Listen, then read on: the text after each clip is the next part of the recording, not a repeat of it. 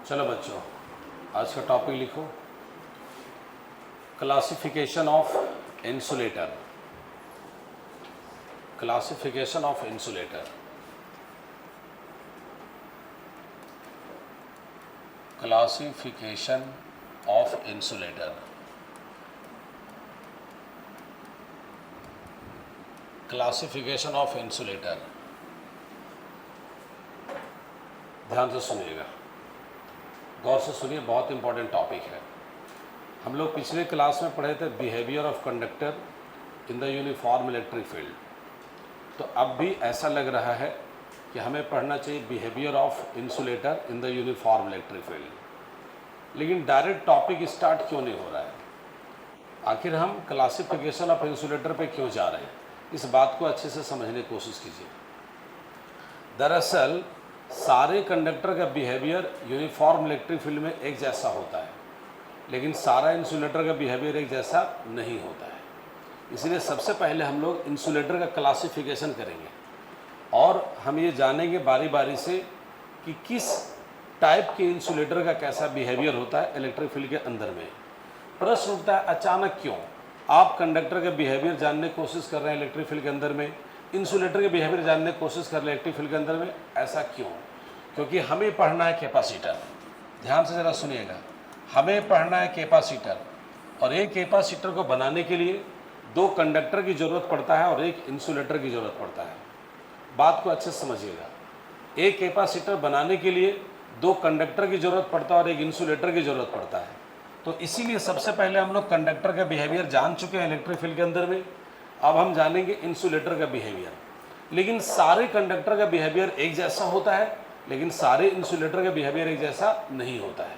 इसीलिए सबसे पहले हम लोग इंसुलेटर का क्लासिफिकेशन करने जा रहे हैं। पूरे इंसुलेटर को हम लोग दो पार्ट में डिवाइड करते हैं। ध्यानपूर्वक आपको सुनना है। पूरे इंसुलेटर को दो भागों में हम लोग डिवाइड करते हैं। एक होता है पोलर इंसुलेटर, एक होता है पोलर इंसुलेटर,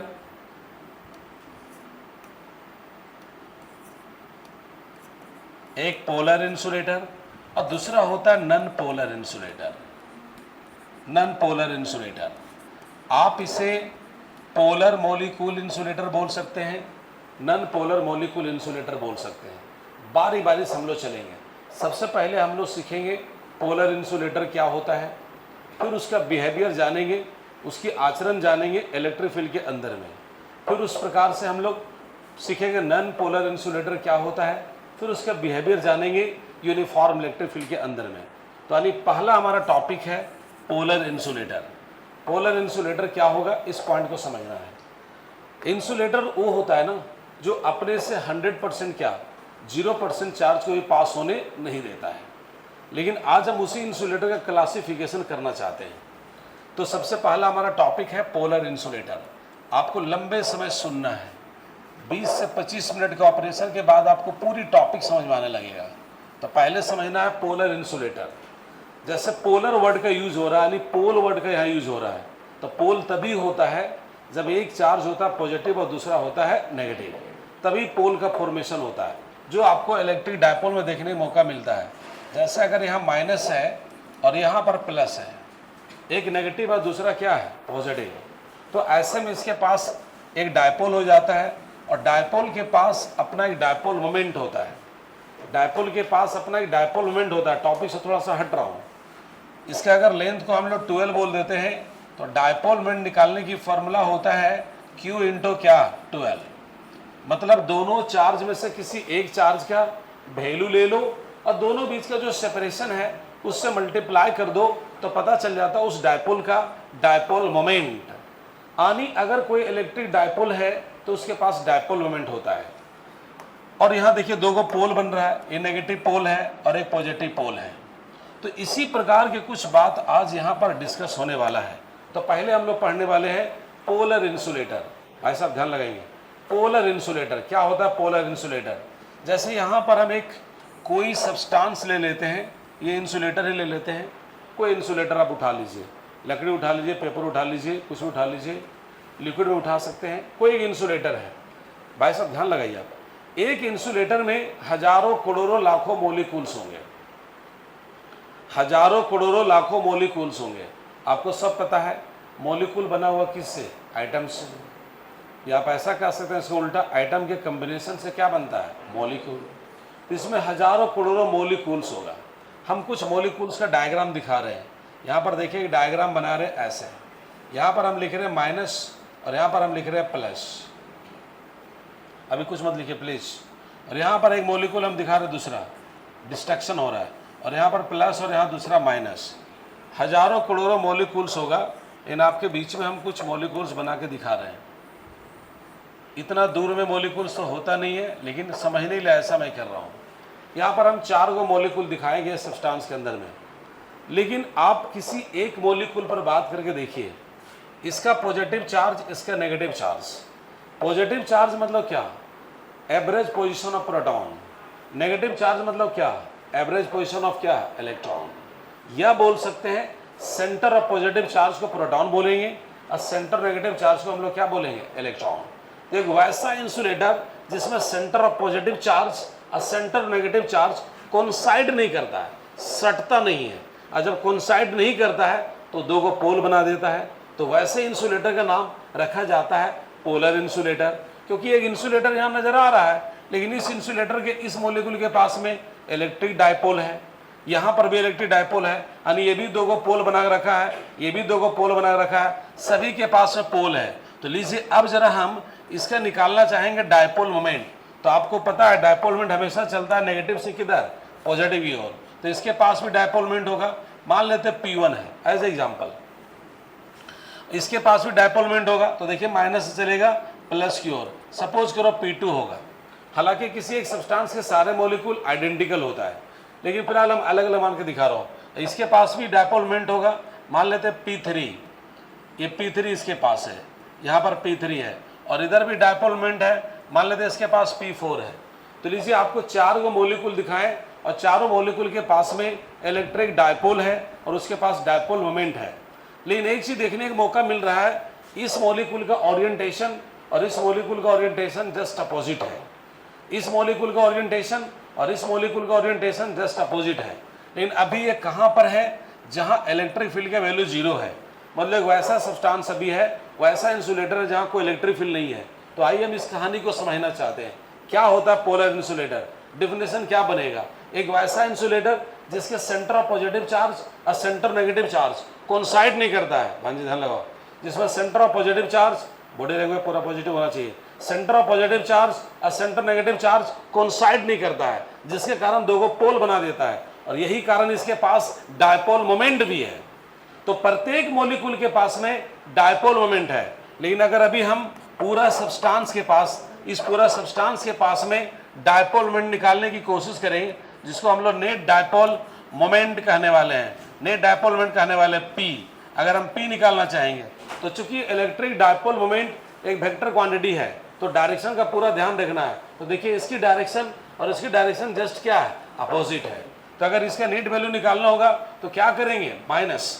और सच्चाई है कि इसका डायपोल मोमेंट और इसका डायपोल मोमेंट ऐसे मैग्नीट्यूड में सेम होगा, सिर्फ डायरेक्शन में क्या है, अपोजिट। तो यानी यहाँ पर ऐसा होगा P1 माइनस P2। और अगर हम इसकी बात करेंगे तो यहाँ पर भी जस्ट अपोजिट है। ये आपका हो जाएगा P3 माइनस P4।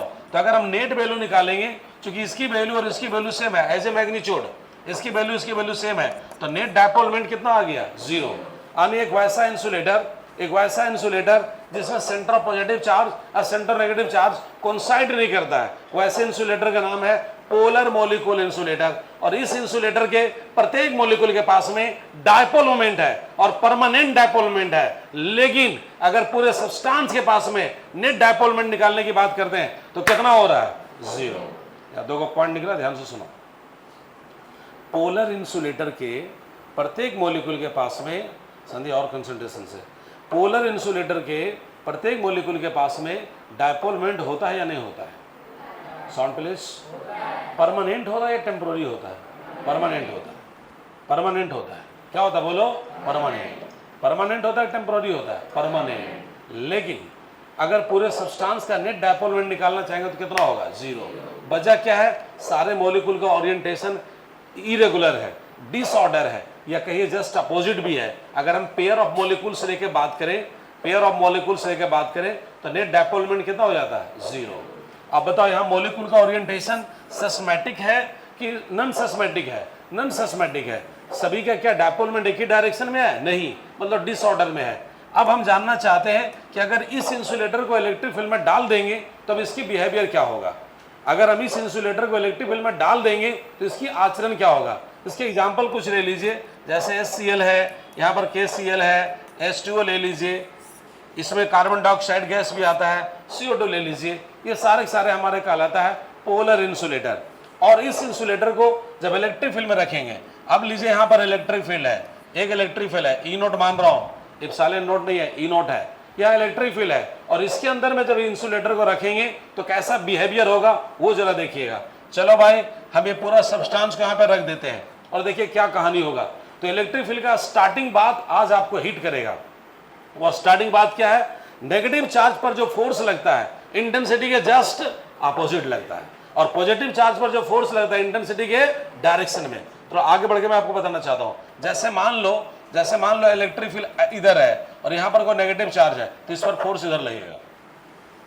अगर मान लो इधर इलेक्ट्रिक फील्ड है, इस पर कोई पॉजिटिव चार्ज है तो इस पर फोर्स इधर लगेगा, और यहाँ पर जो इलेक्ट्रिक फोर्स लगेगा वो इंटेंसिटी डायरेक्शन में, और यहाँ पर जो इलेक्ट्रिक फोर्स लगेगा इंटेंसिटी जस्ट अपोजिट। ये दो बातें आपको माइंड में रखना है। और स्टार्टिंग में आपको बताया भी गया था, यानी नेगेटिव चार्ज पर जो फोर्स लगता है, बहन जी ध्यान लगाओ, नेगेटिव चार्ज पर जो फोर्स लगता है इंटेंसिटी का जस्ट क्या, अपोजिट, और पॉजिटिव चार्ज पर जो फोर्स लगता है इंटेंसिटी के डायरेक्शन में। तो जरा सोचिए, इस मॉलिक्यूल पर बात करना चाहता हूँ, इस मॉलिक्यूल पर बात करना चाहता हूँ यहाँ पर। तो जरा सोचिए, इसको जब हम रखेंगे इसमें तो क्या कहानी होगा। इस नेगेटिव पर फोर्स इधर लगेगा और इस पॉजिटिव फोर्स पर इधर लगेगा, यस और नो। इस नेगेटिव चार्ज पर इधर फोर्स लगेगा और इस पॉजिटिव चार्ज पर फोर्स इधर लगेगा, क्योंकि इंटेंसिटी डायरेक्शन देखो आपको साफ साफ दिख रहा है। तो जरा बताओ ये मॉलिक्यूल में कैसा ओरिएंटेशन होगा, रोटेशन होगा या नहीं होगा, होगा। इस पर देखिए ऐसे लगेगा और इस पर ऐसे लगेगा, ये मॉलिक्यूल नाच जाएगा और ऐसा सिचुएशन बनेगा। यहां पर आ जाएगा माइनस और यहां पर क्या हो जाएगा, बोलो, प्लस।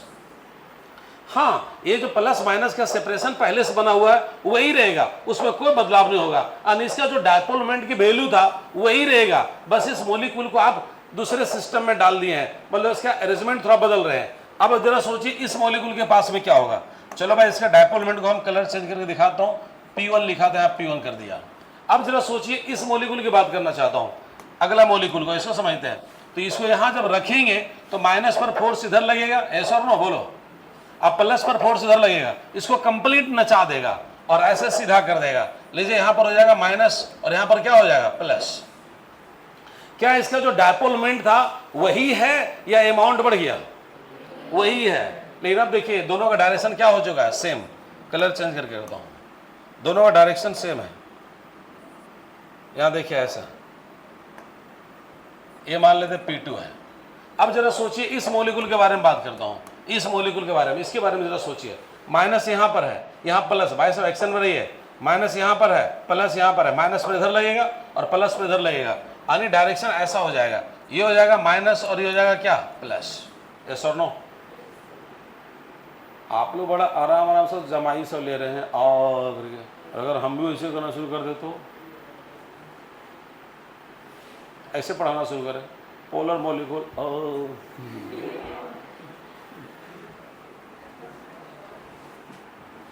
मैंने तुम पूरा खटो, कोई दिक्कत नहीं, हम आराम आराम से पढ़ेंगे। पोलर मॉलिक्यूल, बड़ा ध्यान लगा, ठीक है। आप लोग जो पैसा देते हैं वो पैसा खर्चा हो जाता है, लेकिन जो कंसंट्रेशन समझते हैं, जो दिल से आशीर्वाद है तो मेरे पास रहता, ठीक है। इसलिए ध्यान से सुनो। ज़्यादा उसका कुछ लगे तो पानी पियो, पानी रख लो पास में। और अभी तो गर्मी का टाइम है, ग्लूकोन डी मिला के रखे तो अच्छा बात है, ठीक है, रखना चाहिए। आप तो देखते हैं हर जगह लिखा हो रहा था अपना जीवन की रक्षा स्वयं करें। ये मत सोचिए यहाँ पानी मिलेगा, जूस मिलेगा, ऐसा कुछ नहीं मिलेगा।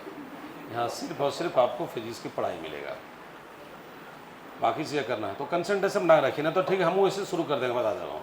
जैसे तुम लोग करेंगे वैसे हम भी करेंगे। इसलिए इसके न्यूटन का थर्ड लॉ फेल नहीं होना चाहिए। तुम एक्शन दे रहा तो हम रिएक्शन दे करेंगे, ठीक है। अगर हम रहेंगे 100% एनर्जी लेवल में और आप रहेंगे 10% एनर्जी लेवल में, बात नहीं बनेगा। चलो बच्चे ध्यान लगाओ। कभी देखा है इतना दिन से पढ़ रहा है कि पढ़ा रहा है, और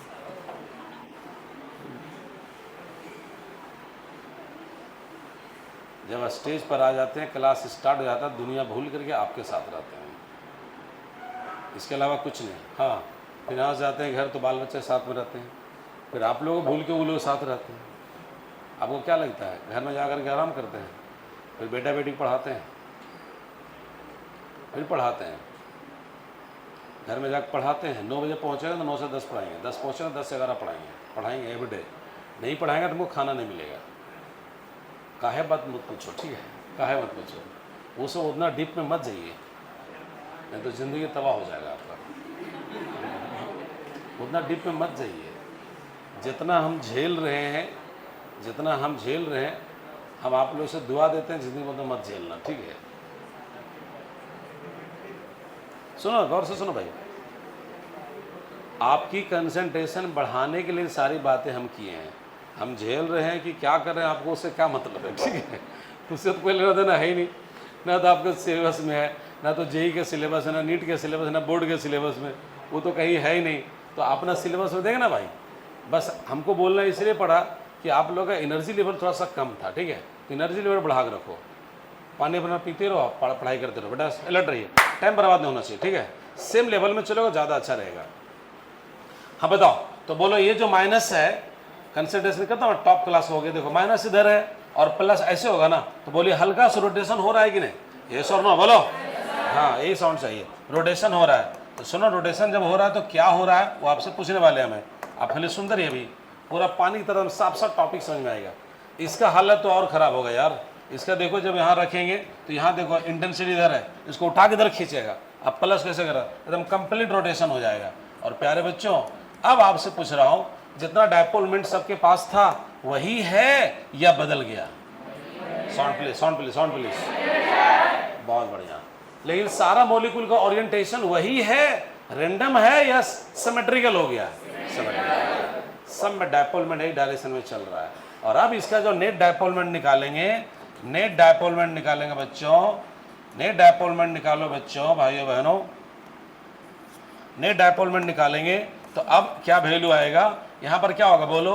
P1 plus P2 plus P3, जितने मॉलिक्यूल्स रहेंगे डॉट डॉट ऐड होगा। क्या अब वैल्यू 0 आएगी बोलो? पहले 0 आ रहा था कि नहीं? अब जरा सुनो, प्रत्येक मॉलिक्यूल के पास डायपोल मोमेंट जो था वही है या बढ़ गया? Sound please. लेकिन उस सब्सटेंस के पास पहले नेट डायपोल मोमेंट कितना था? 0। और अब नेट डायपोल मोमेंट वही है या बढ़ गया? बढ़ गया। प्रत्येक मॉलिक्यूल डायपोल मोमेंट गेन नहीं किया है, लेकिन सब्सटेंस डायपोल मोमेंट गेन कर लिया है। एक लॉजिक एग्जांपल देता हूं। मान लो 1 मिनट के लिए तुम लोग बच्चा लोगों का क्लास है, 6, 7, 8 का क्लास है, मान लो। और सपोज करो मास्टर चला गया बाहर, रूम से बाहर चला गया। ईमानदारी से बताओ, तुम लोग ऐसे बैठल रहेगा जितना अभी सिस्टम, अभी तो सिमेट्रिकल है, अभी तो सिमेट्रिकल है, सबका डायरेक्शन इधर है। ईमानदारी से बताओ, तुम लोग ऐसे बैठल रहेगा या डिसऑर्डर में हो जाएगा? ईमानदारी से बताओ। कोई उधर घूम जाएगा, कोई उधर घूम जाएगा, कोई इसका चुगली कर रहा है, कोई उसका चुगली कर रहा है, कोई क्या कर रहा है, कोई क्या कर रहा है। सामने में तो स्थिति कभी कभी दयनीय हो जाता है लोगों का। तो अगर मास्टर रहेगा तो डिसऑर्डर हो जाएगा, लेकिन पता है उधर से जो मास्टर रहेगा तो बहुत मार मारेगा। बच्चा अलग क्लास है, बहुत मार मारेगा। तो जरा सोचो, जो मास्टर एंट्री करेगा तो आप लोग सिमेट्रिकल ऑर्डर में आने में ज़्यादा समय लेंगे कि कम से कम टाइम लेंगे? तो क्या मास्टर रहेगा तो बच्चे की संख्या बढ़ जाएगा, घट जाएगा, वही रहेगा? लेकिन जो डिसऑर्डर है वो सिमेट्रिकल बनेगा कि नहीं बनेगा बोलो? This is the behaviour of polar insulator in the uniform electric field. क्या फील हुआ सोच के बताना। इलेक्ट्रिक ऑप्शन दे रहा हूं, आप जवाब दे दोगे। इलेक्ट्रिक फोर्स का फील हुआ, इलेक्ट्रिक टॉर्क का फील हुआ, बोथ, नन ऑफ दीज। अभी रुको, तुम बोलना चाहते लेकिन हम चाहते हैं सही वर्ड निकाले आपसे। When polar molecule insulator is kept in the uniform electric field, then each molecule experiences पहला option electric force, electric torque, both, none of these। अभी मत बोलो, ईमानदारी से बताओ कितना ऑप्शन दिए? 4। पहला ऑप्शन क्या था? दूसरा, तीसरा बोथ, चौथा। ईमानदारी से बताओ क्या हिट करोगे? क्या हिट करोगे? जो शुरू से पढ़ते आ रहे हैं अगर वो गलत बोलिएगा ना तो दिक्कत हो जाएगा। बोलो भाई, टॉर्क क्या है? टॉर्क क्या है? जब किसी बॉडी पर फोर्स लगाएं और उसमें रोटेशन हो जाए, क्या डेवलप हो गया? टॉर्क। तो यहाँ जब इलेक्ट्रिक फोर्स लग रहा है तो मॉलिक्यूल रोटेट कर रहा है कि नहीं कर रहा है? रोटेट करके अरेंज कर रहा है, इसलिए आपको कौन ऑप्शन हिट करना है? Electric torque. Each molecule experiences, Sumit ji, each molecule experiences क्या बोलो? Electric torque. बात पकड़ में आ रहा है? क्या फील हो रहा है बताओ? ईच मॉलिक्यूल एक्सपीरियंसेस क्या बोलो? Electric torque. अच्छा, जो टेस्ट हुआ था अपना घर में दिखाया था आप लोग? रिपोर्ट सब नहीं दिखाए थे ना, तो हमको बताना पड़ेगा। ठीक है, 1 मिनट। तो बताइए अभी आपको कौन सा इंसुलेटर पढ़ रहे हो बताओ? पोलर की नॉन पोलर? Sound please. किसको बोलेंगे? जिसमें सेंटर ऑफ पॉजिटिव चार्ज और सेंटर नेगेटिव चार्ज कोइंसाइड करेगा, कोइंसाइड नहीं करेगा, सट जाएगा या नहीं सटेगा? सट जाएगा तो पोल का फॉर्मेशन, फिर उसका नाम पोलर मॉलिक्यूल इंसुलेटर नहीं होगा। इसके एग्जांपल में आपका कौन कौन आता है? HCl, KCl, H2O, CO2। ये सारे एग्जांपल्स क्या बोलो? पोलर की non polar? Sound please. CO2 दोनों में आता है, पोलर में नॉन पोलर में। दिखाता हूँ अभी, पहले समझने की कोशिश करो। तो बताओ क्या बिहेवियर हुआ अगर आपसे बोलेगा पोलर मॉलिक्यूल इंसुलेटर को यूनिफॉर्म इलेक्ट्रिक फील्ड में डाल देंगे, तो ईमानदारी से बताइए क्या आचरण होगा? तो आप बोलेंगे each molecule experiences electric torque. ये बात बोलो सब। Each molecule experiences electric torque. क्या इसमें एडिशनल डायपोलमेंट आप डेवलप कर पा रहे हैं? Sound please. इसके पास टेम्पोररी डायपोलमेंट है कि परमानेंट है? Sound please. तो आप जब इलेक्ट्रिक फील्ड में डाल दे रहे हैं तो प्रत्येक मॉलिक्यूल का डायपोलमेंट बढ़ा दे रहे हैं, घटा दे रहे हैं कि वही है? लेकिन जो नॉन सिमेट्रिकल था वो क्या हो गया? सिमेट्रिकल। जो डिसऑर्डर में था वो क्या हो गया? सर्टेन ऑर्डर में आ गया, एक सही डायरेक्शन में आ गया।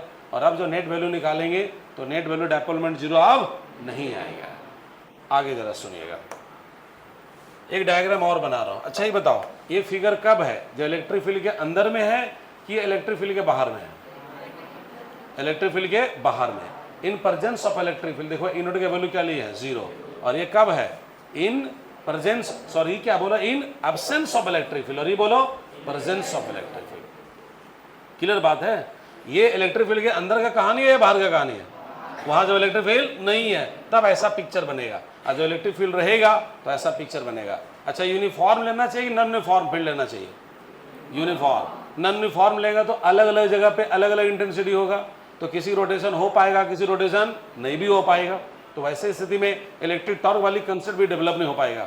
आपको पता है नॉन यूनिफॉर्म इलेक्ट्रिक फील्ड में टॉर्क बन भी सकता और नहीं बन सकता। वो डिपेंड करता है दोनों जगह पर इंटेंसिटी का मैग्नीट्यूड पर। तो इसलिए कैसा फील्ड में इसका बिहेवियर चेक करना है? Uniform electric field. Concept clear है? आगे जरा सुनो, एक पिक्चर और बनाता हूँ। अभी इलेक्ट्रिक फील्ड इंटेंसिटी वैल्यू 0 है और एक पिक्चर बना रहे हैं, जरा देखिएगा क्या है। यहाँ पर माइनस है और यहाँ पर प्लस है, यहाँ पर माइनस है और यहाँ पर प्लस है। एक मॉलिक्यूल के अंदर की कहानी है। बहुत छोटा मॉलिक्यूल होता है, देखा नहीं जा सकता, लेकिन आपको समझाने के लिए बड़ा बना के दिखा रहा हूँ। गौर से सुनो मेरे प्यारे भाइयों बहनों। यहाँ पर देखिए माइनस और यहाँ क्या बोलो? प्लस। माइनस और प्लस। ये उस समय की बात है जब इलेक्ट्रिक फील्ड नहीं है। भाई साहब विद्यानंद ध्यान लगाओ, क्या डिफिनेशन है? प्लस चार्ज और माइनस चार्ज कोइंसाइड हो गया कि नहीं हो गया बताओ? तो जब प्लस माइनस कोइंसाइड हो जाएगा तो पोल का फॉर्मेशन होगा क्या? और जब पोल का फॉर्मेशन नहीं होगा तो पोलर तो बोलेगा क्या? तब क्या बोलेगा? Non polar. What are the definition of non-polar insulator? That insulator in which center of positive charge and center of क्या बोलो? Negative charge is क्या? Coincide। क्या होता बोलो? Coincide। जब coincide हो जाएगा तो पोल का फॉर्मेशन, और जब पोल का फॉर्मेशन नहीं होगा तो उसके बाद डायपोलमेंट भी नहीं होगा। तो ऐसे इंसुलेटर का नाम क्या रखोगे? Non polar insulator. एग्जाम्पल सुन लो, लगभग सारे gas, N2, O2, H2, air, glass, paper, ये सारे एग्जाम्पल है किसका बताओ? Non polar insulator. लकड़ी, ये सब के सब एग्जाम्पल है किसका बोलो? नॉन पोलर का। देखेंगे थोड़ी देर बाद में, बताएंगे कि कौन ज़्यादा यूजफुल होगा कैपेसिटर में आपका, पोलर या फिर नॉन पोलर। डिफिनेशन समझो, एक ऐसा इंसुलेटर जिसमें सेंटर ऑफ पॉजिटिव चार्ज और सेंटर ऑफ कोइंसाइड करता है, कोइंसाइड नहीं करता है? तो बताओ प्रत्येक मॉलिक्यूल के पास में डायपोल मोमेंट कितना है? 0। तो भाई जब प्रत्येक के पास डायपोल मोमेंट 0 है तो नेट डायपोल मोमेंट निकालेंगे तो कितना आएगा? 0 आएगा। अगर सभी के पास 0 है तो नेट निकालने से क्या आने वाला है? 0। लेकिन हाँ, मॉलिक्यूल थोड़ा सिमेट्रिकल ऑर्डर में लग रहा है, सारे मॉलिक्यूल अच्छा लग रहा है, अच्छे ढंग से अरेंज लग रहा है। अब इसका बिहेवियर जानना चाहते हैं, कहाँ पर है शशिबान? अब इसका बिहेवियर फिर वैसे हम भी करना शुरू कर देंगे, ओ पढ़ा रहा है तो फिर मत बोलना सर बहुत गंदा आदमी है हमारा।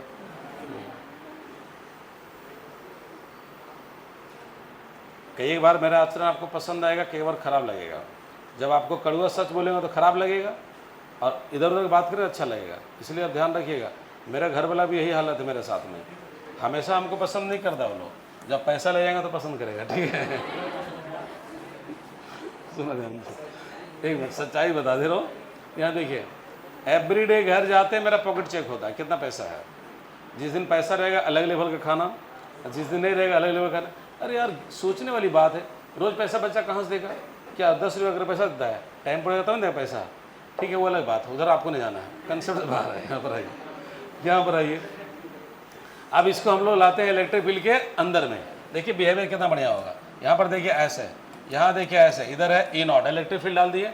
अब इसको यहाँ पर रखेंगे, देखिए खुद आप जवाब दीजिएगा क्या क्या होने वाला है, खुद जवाब दीजिएगा। बताओ मेरे प्यारे भाई, प्लीज़ टॉप लेवल से बात करता हूँ, टॉप लेवल सुनो भाई। मैं आपसे कहना चाहता हूँ, बोलो नेगेटिव चार्ज पर फोर्स लगता है इंटेंसिटी के जस्ट क्या बोलो? अपोजिट। और पॉजिटिव चार्ज पर फोर्स लगता है इंटेंसिटी के डायरेक्शन में। तो बताओ मेरे प्यारे होनहार भाइयों बहनों, इस पर किधर लगेगा? हाथ से बताओ, इधर। इस पर किधर लगेगा? यहीं पर क्यों वहां रखेंगे तब? थोड़ा इसको और बड़ा बनाते हैं तो अच्छा दिखेगा। रुको और बड़ा बनाता हूँ, और इसको बड़ा बनाता हूँ, ठीक है, एक मिनट। तो इलेक्ट्रिक फील्ड को भी और लाइन बड़ा दिखाता हूँ। लाइन पैरेलल जब होता है तो फील्ड कैसा होता है? यूनिफॉर्म। ऐसा और ना बोलो।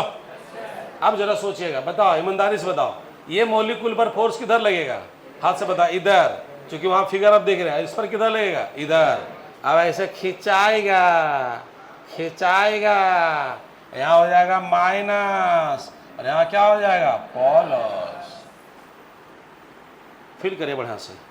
मैं हमेशा ईमानदारी से कोशिश करता हूँ जितना नॉलेज है आपको डिलीवर कर दें। कौन से जरा समझिएगा, ये हो गया माइनस और क्या बोलो? प्लस। ये कब रहेगा ऐसा सिचुएशन? जब इलेक्ट्रिक फील्ड के अंदर रहेगा या बाहर रहेगा? अंदर रहेगा। और रबड़ वाली कहानी है, खींचले है तो खिंचाल है, छोड़ देंगे तो क्या होगा? सट जाएगा। आगे जरा देखो, अभी बताओ इस मॉलिक्यूल का, सारा मॉलिक्यूल नहीं बन पाएगा, कुछ मॉलिक्यूल बनाता हूं। इस मॉलिक्यूल का हालत बताओ, यहां पर क्या हो जाएगा बोलो? माइनस, और यहां पर क्या होगा बोलो? प्लस। बोलो अब ये डायपोल बन चुका है कि नहीं? अरे साउंड प्लीज बोलो, डायपोल बन चुका है कि नहीं बोलो?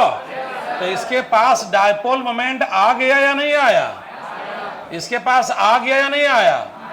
पहले से था कि अब डेवलप हुआ? इसलिए इसका नाम है इंड्यूस्ड डायपोल मोमेंट। नाम बोलो। ये क्यों इंड्यूस हुआ? मेरे वजह से कि इलेक्ट्रिक फील्ड की वजह से? अब कब तक रहेगा ये? जब तक इलेक्ट्रिक फील्ड के अंदर में रहेगा। एकदम सेम एग्जांपल होगा, रबड़ कब तक खिंचाल रहेगा? जब तक फोर्स लगाए हुए रहेंगे, जैसे छोड़ेंगे वो सट जाएगा। अब जरा देखिए यहाँ पर ये वाला मॉलिक्यूल का ये हो जाएगा माइनस, और यहाँ क्या हो जाएगा बोलो? प्लस। देखो माइनस पर इधर फोर्स लगेगा, प्लस पर फोर्स लगेगा। बेसिक कंसेप्ट हमेशा माइंड में रखना चाहिए। और यहाँ देखो क्या होगा? माइनस और यहाँ क्या बोलो? प्लस। यस और नो बोलो। और अब यहाँ देखिएगा माइनस और यहाँ क्या बोलो? प्लस। यहाँ पर माइनस और यहाँ क्या बोलो? प्लस। अब बताओ प्यारे भाइयों बहनों, सारे मॉलिक्यूल पोलर जैसा दिख रहा है कि नॉन पोलर जैसा दिख रहा है? उठाओ साउंड, उठाओ उठाओ उठाओ उठाओ। पोलर कि नॉन पोलर?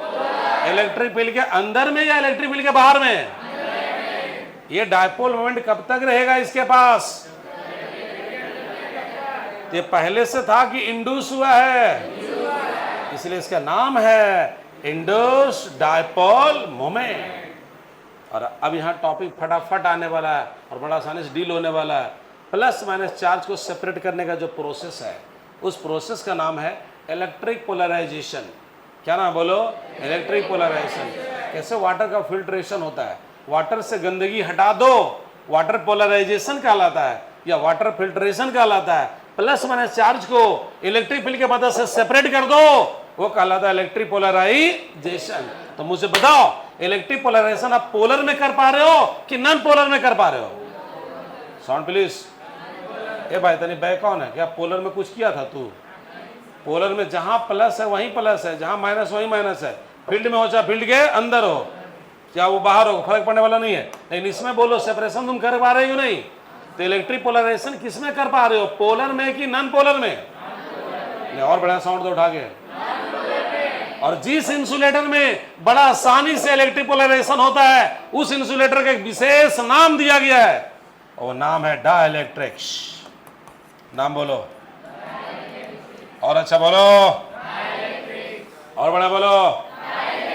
गौर से सुनना, कोई भी डाइलेक्ट्रिक्स कंडक्टर होता सारा डाइलेक्ट्रिक्स क्या होता है? लेकिन गेस करके देखो सारा डाइलेक्ट्रिक्स किस कैटेगरी का इंसुलेटर होगा, पोलर कि नॉन पोलर? उठाओ साउंड। एक आगो पोलर वाला भी हो जाता है, लेकिन 99% केस में कौन आता है बोलो? Non polar. तो what are the dielectrics? Those insulator in which electric polarisation can easily takes place are called क्या बोलो? डाइलेक्ट्रिक्स। तो डाइलेक्ट्रिक्स क्या होता है, कंडक्टर या इंसुलेटर? Sound please. ज्यादातर कौन इंसुलेटर? Non polar. बोलो बोलो ज्यादातर कौन बोलो? Non polar. तो सारा डाइलेक्ट्रिक्स इंसुलेटर होता है, लेकिन सारा इंसुलेटर डाइलेक्ट्रिक्स नहीं होता। बात पकड़ने की कोशिश करो, यहां कंफ्यूजन हो गया। आइए बताता हूं, सारा टीचर आदमी होता है, लेकिन सारा आदमी टीचर नहीं।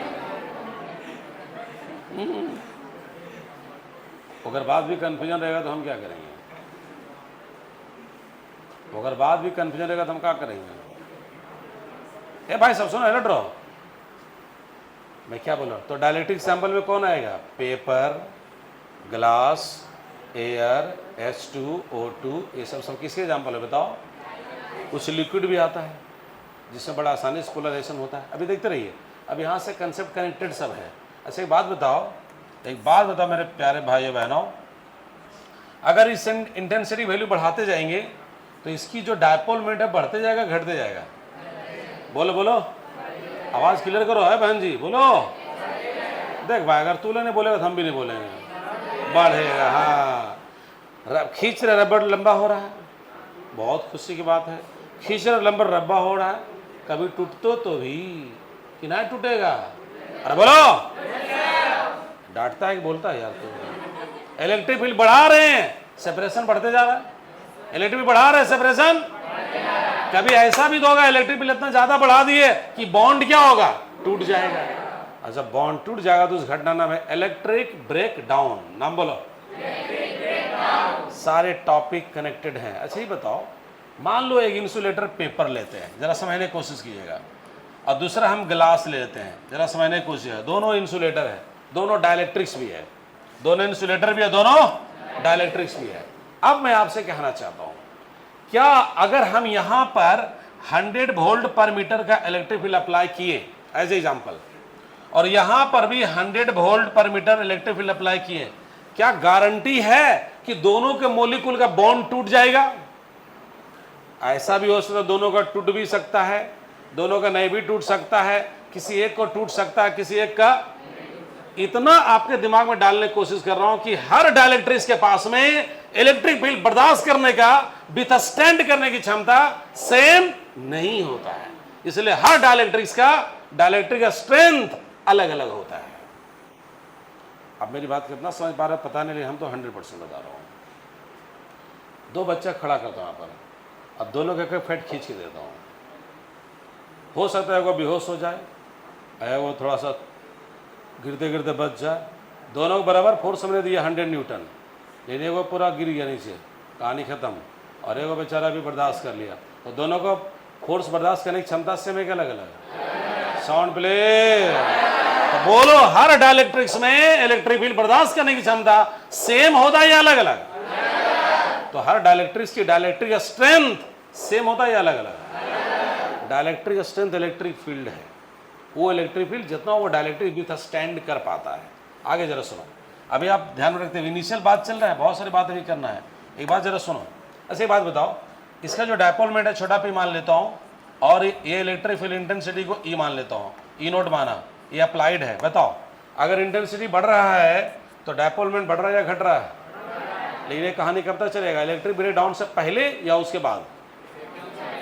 बोलो बोलो, ब्रेक डाउन से रबड़ खींच रहे लंबा हो रहा है, रबड़ खींच रहे लंबा हो रहा है। इलास्टिसिटी में पढ़ने मौका मिलता है ना, भाई सुनो, रबड़ खींच रहे लंबा हो रहा है, कब तक? टूटने से पहले, इलास्टिक लिमिट के अंदर वाले कहानी।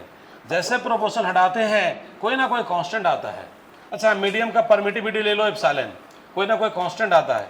यहाँ हटाने के बाद यहाँ जो कांस्टेंट आता है वो अल्फा आता है, और ये होता है एप्सिलॉन, और यहाँ ई नॉट, और इस अल्फा का नाम है एटॉमिक पोलराइजेबिलिटी। अल्फा का नाम बोलो, एटॉमिक पोलराइजेबिलिटी। और अल्फा का वैल्यू बेटा इसके बीच में लाइज करता है 10⁻³ metre cube to 10⁻⁻29 metre cube. ये अल्फा का वैल्यू होता है, इसी रेंज में वैल्यू पाया जाता है। बहुत ज़्यादा है या बहुत कम है? बहुत ही कम है, बहुत कम नहीं, बहुत ही। 10⁻30 समझ रहे हैं, 10⁻⁻29 समझ रहे? बहुत ही भाई, बहुत ज़्यादा है बहुत कम? बोलो, रुको अभी। तो बताओ, मैं जो आपसे पूछने जा रहा हूँ गौर से सुनते रहिएगा। यहाँ पर एक इलेक्ट्रिक फील्ड ले रहा हूँ, यहाँ पर है प्लस माइनस, चलो बैटरी जोड़ दिया, नज़र हटाइएगा नहीं, मैं चाहता तो लिखा भी सकता था, पहले बात पूरा सुन लो। यहाँ इलेक्ट्रिक फील्ड डेवलप हो गया ई नॉट, इसको बोलते हैं अप्लाइड इलेक्ट्रिक फील्ड या अप्लाइड इलेक्ट्रिक फील्ड इंटेंसिटी। अच्छा ये बताओ स्लैब में और प्लेट में क्या फ़र्क है? स्लैब में और प्लेट में क्या फ़र्क है? स्लैब मोटा होता है, प्लेट थोड़ा सा पतला होता है। तो कोई डाइलेक्ट्रिक से स्लैब ले रहा हूँ, यहाँ पर स्लैब ले रहा हूँ, स्लैब, ये स्लैब है। तो बताओ जैसे इसके इलेक्ट्रिक फील्ड के अंदर रख देंगे तो इसके मॉलिक्यूल पोलराइज होना शुरू हो जाएगा। पोलराइज होना मतलब क्या? प्लस माइनस सेपरेट होना। साउंड प्लीज, तो भाई बोलो, पोलराइज होना मतलब? तो बोलो ईमानदारी से, इधर क्या आएगा? प्लस की माइनस? इधर क्या आएगा? बोलो minus. Sound please, sound please. इधर क्या आएगा? प्लस। क्या आएगा इधर? इसको बोलते हैं इंड्यूस्ड चार्ज। नेगेटिव है कि पॉजिटिव? नेगेटिव। इसको क्या बोलते हैं? Induced charge. क्या बोलो? पॉजिटिव। अब बताओ, सुनो गौर से सुनो। पहले प्लस माइनस था तो इसमें इलेक्ट्रिक फील्ड बना हुआ था। अब ये भी तो अंदर इलेक्ट्रिक फील्ड क्रिएट कर लिया, ये भी तो अंदर में इलेक्ट्रिक फील्ड डेवलप कर लिया। और इलेक्ट्रिक फील्ड हमेशा चलता है प्लस से किधर? तो बोलो इसके अंदर जो इलेक्ट्रिक फील्ड चलेगा इधर जाएगा ना, उसका नाम होता है EI, जिसका नाम है इंड्यूस्ड इलेक्ट्रिक फील्ड इंटेंसिटी। नाम बोलो और अच्छा बोलो। तो मुझे एक बात बताइए, एकदम आराम से बताइए, इंड्यूस्ड इलेक्ट्रिक फील्ड की डायरेक्शन और अप्लाइड इलेक्ट्रिक फील्ड की डायरेक्शन सेम है या अपोजिट है? रुक के बोलिए, आराम से बोलिए, लेट से बोलिए, हड़वाने को जरूरत नहीं है। और अच्छा बोलो, और बड़ा बोलो, लास्ट बार बोल दो। एक बच्चा बोल रहा था सेम है, हम बोले कैसे? बोला देखिए सर, ई पर एरो इधर, इस पर एरो इधर। हम बोले तुमको साइंस से लेने का अधिकार नहीं था। अरे गधा कहीं का, ये तो जस्ट रिप्रेजेंटेशन है वेक्टर का। ये तो कह रहा है कि वेक्टर है, ये तो नो डायरेक्शन दिखा रहा है। ये तो कह रहा है, कभी देखा किसी वेक्टर में ऐसे लिखल? गजब हालत है। शर्ट जिंदगी में पहना है भाई। हाँ तो फिर ज़्यादा बोलो मत। यहाँ देखो, ठीक है, बहुत बढ़िया। सुनो तो बता, एक तरह से जरा सुनो। ये इलेक्ट्रिक फील्ड की डायरेक्शन जिसका नाम है इंड्यूस्ड, क्या बोलो? इस इलेक्ट्रिक फील्ड की डायरेक्शन, इसके डायरेक्शन सेम है या अपोजिट? बोलो। तो बताओ ये इलेक्ट्रिक फील्ड इस अप्लाइड इलेक्ट्रिक फील्ड को अपोज करेगा कि सपोर्ट करेगा? अपोज करेगा। तो अब जानना चाहते हैं इसके अंदर नेट इलेक्ट्रिक फील्ड कितना है। तो नेट इलेक्ट्रिक फील्ड को ई बोलेंगे तो कैसे निकालेंगे? E naught minus E I. S और नो? बोलो साउंड प्लीज, और अच्छा बोलो। ईमानदारी से सोच के बताना, इन तीनों में से सबसे बड़ा कौन होगा? ई नॉट, ई आई, ई? बोलो। सिर्फ कंडक्टर में जितना अप्लाई करते हैं ना उतना इंड्यूस हो जाता है, जिसके कारण कंडक्टर में नेट इंटेंसिटी 0 हो जाता है। इंसुलेटर में उतना इंड्यूस हो ही नहीं पाएगा जितना अप्लाई करेंगे, तब तो कंडक्टर जैसा बिहेवियर हो गया यार, तो फिर काहे को इंसुलेटर रहेगा वो। तो ई नोट अगर ई नोट ज़्यादा होगा, ई आई क्या होगा, कम। लेकिन ये बताओ, सोच के बताना, ई नोट बड़ा होगा या ई बड़ा होगा? और अच्छा बोलो ना, और बड़े बोलो ना, अंतिम बार बोलो। तो ई का जो वैल्यू है ई नोट से क्या है, कम, इसलिए ई का नाम है net intensity, resultant intensity, reduced intensity. Net intensity, resultant intensity, reduced intensity. अब हमको जानना है डाइलेक्ट्रिक कांस्टेंट। अलर्ट रहिएगा। हाँ जी, प्लस माइनस चार्ज को सेपरेट करने की जो प्रोसेस है इलेक्ट्रिक फील्ड की मदद से, उस प्रोसेस का नाम क्या रखते हैं बताओ? Electric polarisation. और जिस इंसुलेटर में बड़ा आसानी से पोलराइजेशन होता है उसका नाम क्या रखते हैं बोलो? डाइलेक्ट्रिक्स। क्या रखते हैं बोलो? अब आपको बताना चाहता हूँ डाइलेक्ट्रिक कांस्टेंट, पहले भी पढ़ा था। डाइलेक्ट्रिक कांस्टेंट, डाइलेक्ट्रिक्स कांस्टेंट हम यहाँ पर K से डिनोट कर रहे हैं, कहीं कहीं इप्सिलॉन R से डिनोट करते हैं। इप्सिलॉन R का ही नाम है डाइलेक्ट्रिक कांस्टेंट या रिलेटिव परमिटिविटी। इसे निकालने का फॉर्मूला है applied intensity by net intensity. आप जितना डाइलेक्ट्रिक्स में इंटेंसिटी अप्लाई किए हैं वो ले लो और जो नेट बचा उसे डिवाइड कर दो, पता चल जाएगा उस डाइलेक्ट्रिक का डाइलेक्ट्रिक कांस्टेंट। जैसे मानव के अंदर मानवता होता है वैसे हर डाइलेक्ट्रिक्स के अंदर में डाइलेक्ट्रिक कांस्टेंट होता है। तो बताओ डाइलेक्ट्रिक्स और डाइलेक्ट्रिक कांस्टेंट एक ही है या अलग अलग है? उठाओ साउंड। मानव और मानवता एक ही है, अलग अलग? किसके अंदर में कौन होता है? तो डाइलेक्ट्रिक्स के अंदर में डाइलेक्ट्रिक कांस्टेंट होता है। समझ गए बच्चों? तो डाइलेक्ट्रिक कांस्टेंट निकालने का फॉर्मूला क्या बोलो? ई नॉट बाई ई। अब यहाँ देखिए छोटा छोटा न्यूमेरिकल कैसे बनेगा, ध्यान दीजिएगा। मान लो आपको हम अप्लाइड इंटेंसिटी दे दें और आपको हम इंड्यूस दे दें और आपसे डिमांड करें डाइलेक्ट्रिक कांस्टेंट, तो सबसे पहले अप्लाइड गिवन है, इंड्यूस गिवन है, ई निकालेंगे और यहाँ ई नॉट बाई ई करेंगे, के बन जाएगा।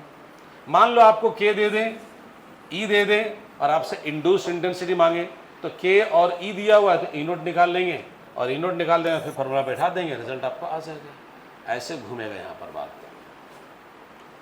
प्यारे बच्चों, अभी तो जो बात किए हैं हम इसको रिपीट करना चाहते हैं, फिर आगे बढ़ेंगे। गौर से सुनिएगा। अच्छा एक मिनट, मान लेते हैं इस डाइलेक्ट्रिक का जो थिकनेस है वो डी मान रहा हूँ, तो इसका एरिया ऑफ क्रॉस सेक्शन को हम लोग क्या बोलेंगे? ए। देखो ये दो तरह का यहाँ डायपोल बन चुका है, यहाँ पे नेगेटिव चार्ज, यहाँ पर क्या बोलो? Positive charge. ये पूरा स्लैब है डायपोल बन चुका है। अगर हम इसका डायपोल मोमेंट निकालना चाहेंगे तो हमको सेपरेशन डी लेना पड़ेगा और चार्ज कितना लेना पड़ेगा? Q I. रुको जरा, स्लैब का डायपोल मोमेंट निकालना चाहता हूँ, उसका मैग्नीट्यूड निकालना चाहता हूँ, तो क्या होगा बोलो? क्यू आई इंटू क्या? डी। एस और नो? एस और नो बोलो भाई, तब से बोलते रहो, बोलो एस और नो बोलो। एक मिनट। अच्छा ये बताओ बेटा, अगर हम इसका वॉल्यूम निकालना चाहें तो कैसे निकलेगा? तो मान लो इसका वॉल्यूम निकालना है, area of cross section A, length L, तो ए कितना लेंथ तक? एल। तो वॉल्यूम क्या हो जाएगा? ए इंटू एल। तो यहाँ देखो वॉल्यूम क्या हो जाएगा बताओ? यहाँ वॉल्यूम निकालना चाहता हूँ, वॉल्यूम कितना होगा बोलो? ए इंटू डी। एस और नो? एक काम करते हैं जरा, अपना मन से ऐसे अंदाजा आगे बढ़ रहा हूँ, इस डायपोल मोमेंट में वॉल्यूम से डिवाइड कर देता हूँ, चेक करता हूँ, देखते क्या मिलेगा। डायपोल मोमेंट बाई वॉल्यूम, तो लो मेरे प्यारे भाइयों बहनों, क्यू आई इंटू डी। अब वॉल्यूम बोलो ए इंटू डी। और एक तरीके डी से डी कट गया और यहाँ हो गया क्यू आई बटा ए। बताओ charge by area of cross section क्या कहलाता है? Surface charge density.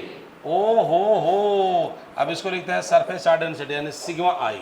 इसलिए यहाँ ध्यान लगाइएगा, यहाँ आप इंड्यूस सरफेस चार्ज डेंसिटी डाल सकते हैं माइनस सिग्मा आई और यहाँ डाल सकते हैं क्या बोलो? प्लस सिग्मा आई।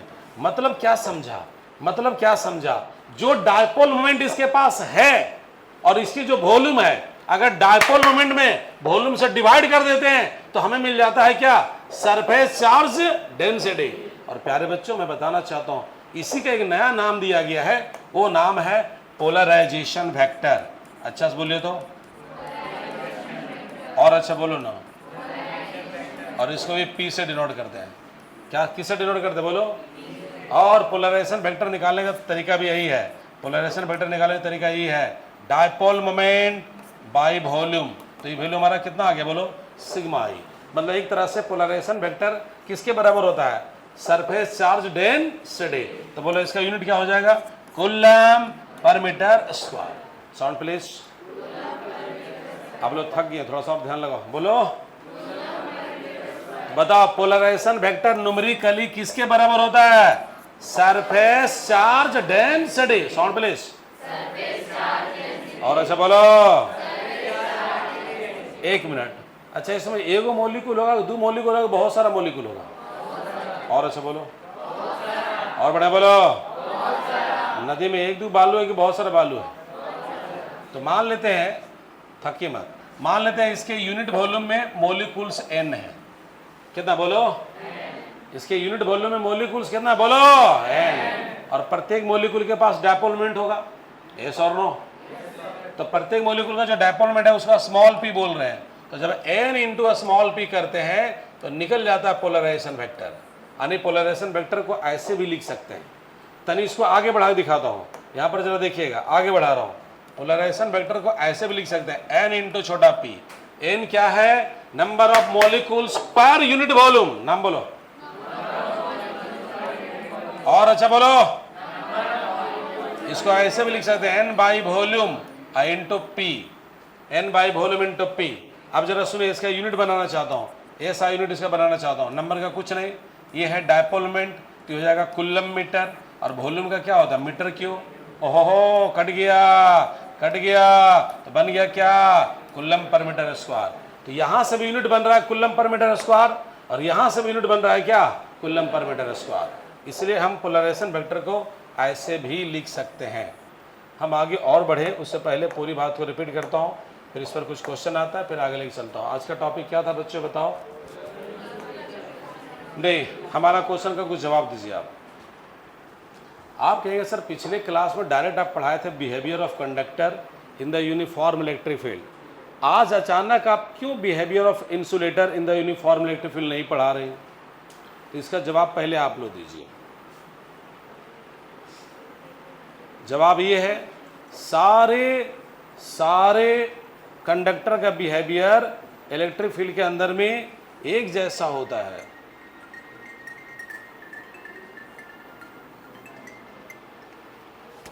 हाँ सुंदर जी बोलिए।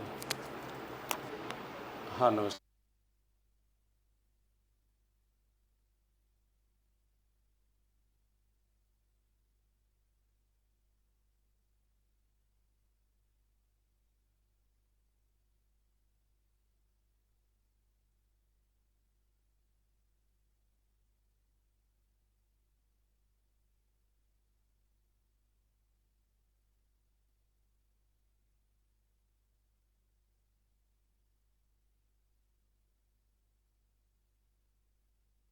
मैं कौन हो गया, देखो अब ऑन हो गया ना।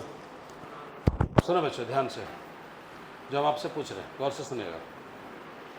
हाँ, क्यों डायरेक्ट बेटा आप पोलर का बिहेवियर इलेक्ट्रिक फील्ड में नहीं पढ़ा, जवाब दो। ऐसा समृद्धि, क्यों नहीं पढ़ा डायरेक्ट पोलर का बिहेवियर इलेक्ट्रिक फील्ड में? क्योंकि सारा पोलर का बिहेवियर एक जैसा नहीं होता है। जवाब दो, नेगेटिव ने बात करो। सारा इंसुलेटर का बिहेवियर एक जैसा, लेकिन सारा कंडक्टर बिहेवियर, इसलिए उसमें कोई क्लासिफिकेशन हमने नहीं किया। अब इसको कितने क्लास में डिवाइड किया? पहला क्या है, तो पहले पढ़ने क्या तरीका रहेगा, पहले क्या जानेंगे, पोलर क्या होता है, पोलर इंसुलेटर क्या होता है, वो पढ़ेंगे। फिर उसका बिहेवियर जानेंगे, जो आपको डिस्कस कर रहा हूँ। बताओ, पोलर इंसुलेटर बोलो चाहे पोलर मोलिकुल इंसुलेटर बोलो, बात बराबर है। वैसा इंसुलेटर जिसमें सेंटर ऑफ पॉजिटिव चार्ज और सेंटर ऑफ नेगेटिव आपस में क्या होता है, सॉरी कोइंसाइड नहीं करता है। प्रत्येक मोलिक्यूल के पास में क्या होता है, dipole moment, but molecules are arranged in disorder pattern. Each molecule contain the permanent dipole moment, but molecules are arranged in क्या, disorder pattern. When this polar insulator is kept in the uniform electric field, then each molecule experiences electric torque and molecules becomes in symmetrical pattern. Yes or no? अब आगे जरा समझिएगा। अच्छा ये बताओ, जब इसको डाल देंगे तो नेट डायपोल मोमेंट कितना हो जाता है, जीरो या नॉन जीरो? और उसके पहले कितना हो रहा था, जीरो। इसके एग्जांपल कौन कौन बताओ, HCl, KCl, H2O, CO2। आगे जरा समझिएगा। अगला हमारा टॉपिक क्या आया, नॉन पोलर। अच्छा से बोलो, नॉन पोलर। नॉन पोलर मतलब पोल बनेगा क्या, नहीं बनेगा। तो नहीं बनने के लिए प्लस माइनस आपस में क्या होगा, सट जाएगा। प्लस माइनस आपस में क्या होगा बोलो, सट जाएगा। तो जब सट जाएगा बेटा तो बताओ इस मॉलिक्यूल के पास में डायपोल मोमेंट कितना है, 0। इसके पास कितना है, 0। इसके पास कितना है, 0। प्रत्येक पास डायपोल मोमेंट कितना है, 0।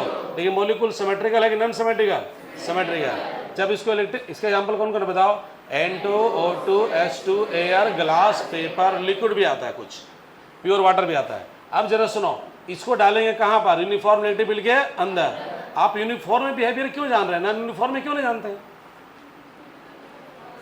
अलग अलग पॉइंट पर अलग अलग इलेक्ट्रिक फील्ड होगा तो आप पता भी नहीं चलेगा इसका आचरण कैसा है।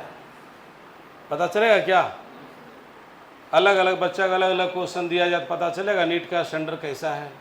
और वही क्वेश्चन रहेगा, सिर्फ खाली सीरियल चेंज रहेगा। जे मेंस का वही क्वेश्चन रहेगा, सिर्फ सीरियल क्या रहेगा, चेंज रहेगा। अगर एक सेट आपके पास है तो सीरियल खाली आगे पीछे रहेगा। ये बताओ, तो जब इसको डाल दिए यूनिफॉर्म इलेक्ट्रिक फील्ड में तो बताओ सारे मॉलिक्यूल कैसा फील कर रहा है, इलेक्ट्रिक टॉर्क या इलेक्ट्रिक फोर्स? अरे क्या बात कर रहे हैं, जान दे देंगे। यहाँ पर क्या, यहाँ क्या फील कर रहा है बताओ, इलेक्ट्रिक फोर्स। ये सेपरेट हो रहा है जी, अरे सेपरेट हो रहा है कि रोटेशन कर रहा है बताओ? और यहाँ डेवलप हो रहा है इंड्यूस्ड डायपोल मोमेंट। और ये इंटेंसिटी के साथ कैसा प्रोपोर्शनल है, डायरेक्टली कि इनवर्सली? डायरेक्टली। कैसा बोलिए, डायरेक्टली।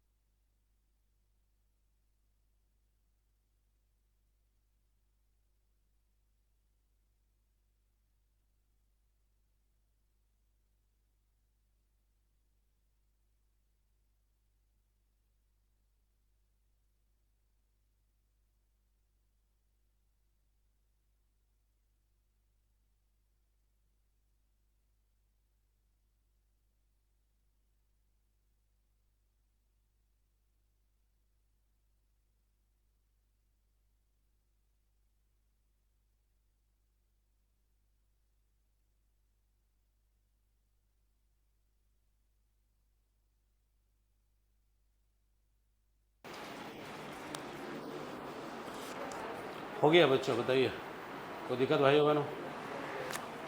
हाँ तो बताओ क्या फोर्स का, इलेक्ट्रिक फोर्स या electric torque?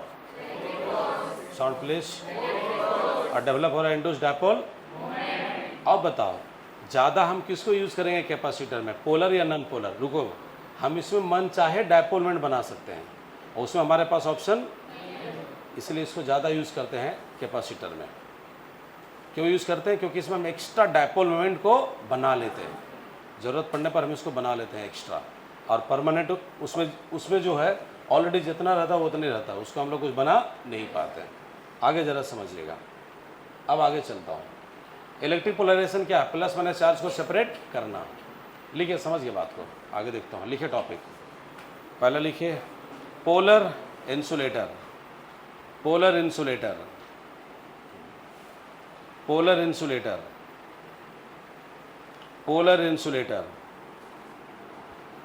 Polar insulator, polar insulator लिख के डैश दीजिए।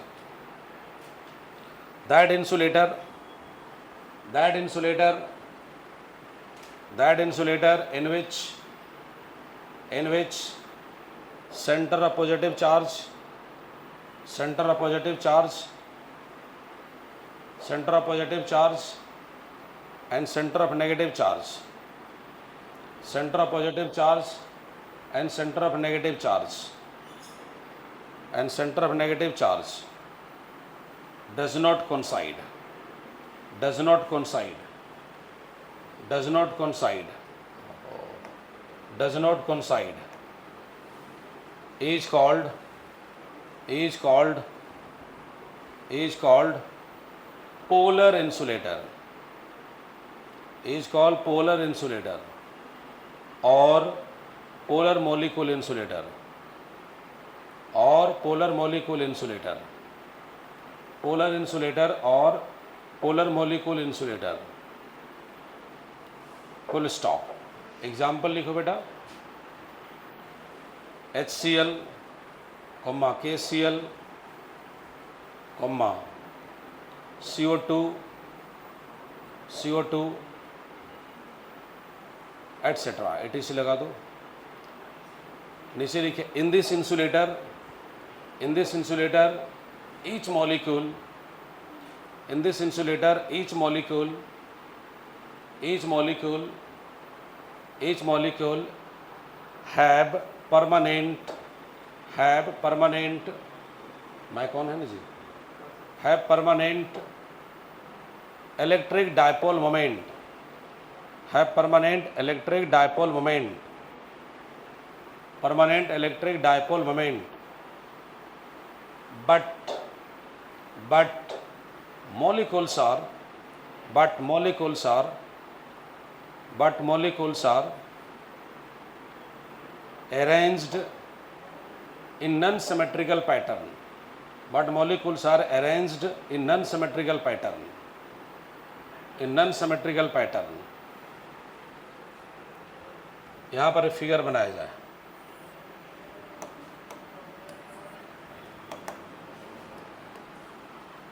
यहाँ पर फिगर बनाया जाए। ये उस समय का फिगर है जब इलेक्ट्रिक फील्ड का वैल्यू 0 है। यहाँ पर माइनस, यहाँ पर प्लस, यहाँ पर प्लस, यहाँ पर माइनस, यहाँ पर माइनस, यहाँ पर प्लस, यहाँ पर प्लस, यहाँ पर माइनस। बताओ यहाँ पर बच्चों नेट डायपोल मोमेंट कितना होगा?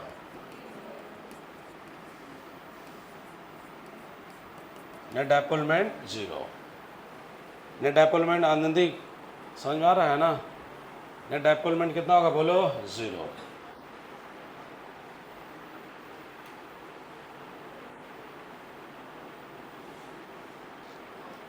अब इसका बिहेवियर हम जानेंगे कहाँ पर?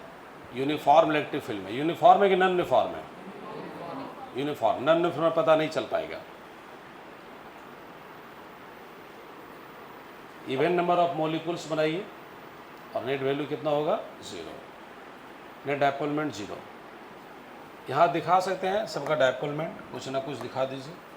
इक्वल अमाउंट में दिखाइए, अच्छा रहेगा, तो आपको पता चलेगा कैंसिल कैसे होगा।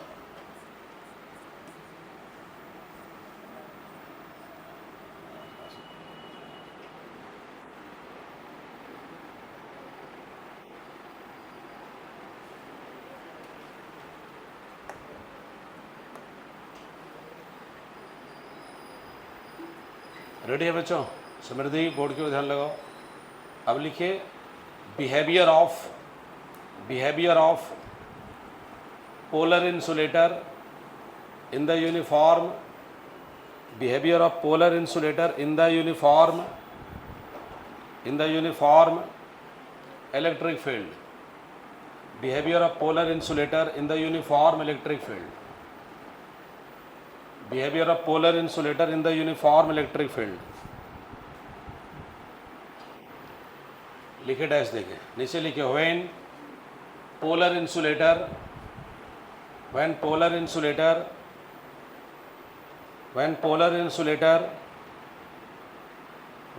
insulator is kept in the uniform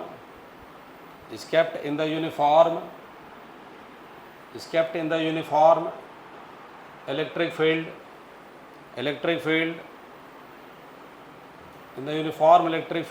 then each molecules experiences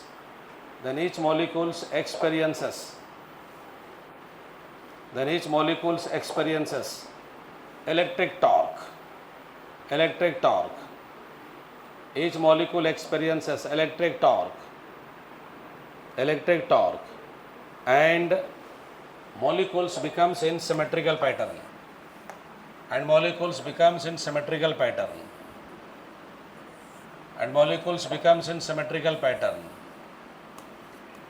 यहाँ पर अप्लाइड इलेक्ट्रिक फील्ड को हम ई नोट बोल रहे हैं.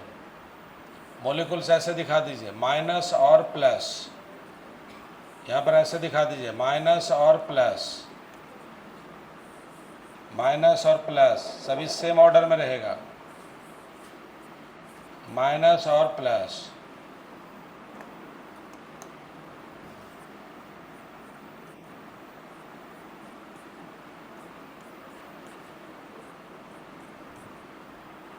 बना लीजिए.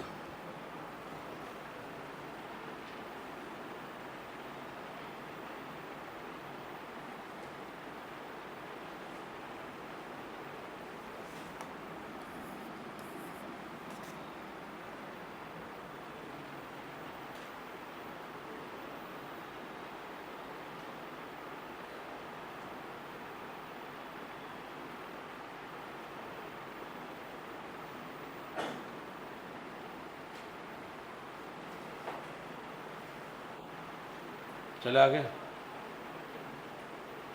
अब बताओ बेटा, यहाँ पर नेट डायपोल मोमेंट 0 होगा क्या? Net dipole moment not equal to क्या? 0. अगर P1 P2 है तो एडअप हो जाएगा.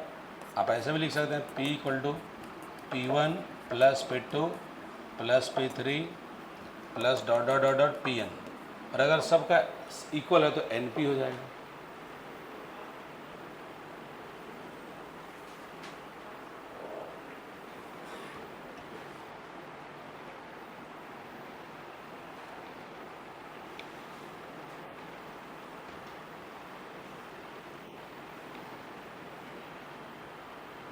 रेडी हैं बच्चों?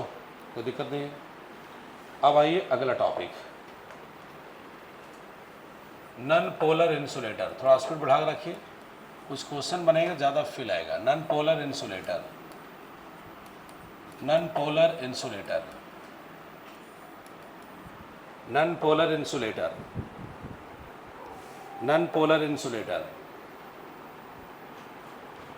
लिखे डैश दीजिए. लिखे those insulator in which center of positive charge and center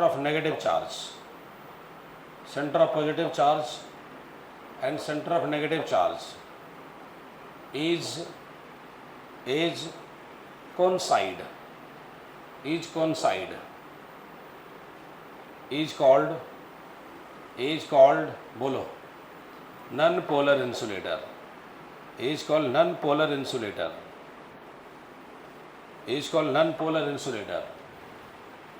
Full stop. Example लिखिए. N2, O2, S2, air, glass, pure water, etcetera. It is हमारा ट्रांसफार्मर के अंदर तेल जो डाला जाता है लिक्विड, वो भी हमारा नॉन पोलर इंसुलेटर में आता है. नीचे लिखिए पैराग्राफ चेंज करके. In this insulator each molecule in this insulator, each molecule in this insulator, each molecule have zero dipole moment. Each molecule have zero dipole moment. Each molecule have zero dipole moment. But molecules are in symmetrical pattern. But molecules are in symmetrical pattern. But molecules are in symmetrical pattern. But molecules are in symmetrical pattern. But molecules are in symmetrical pattern. ये कब है बात? Electric field present है या absence है? Absence. Figure draw कर लीजिए। तो बोलिए नेट डायपोल मोमेंट क्या होगा? आप ही लोग बताइए, नेट डायपोल मोमेंट क्या होगा? Net dipole moment equal to 0।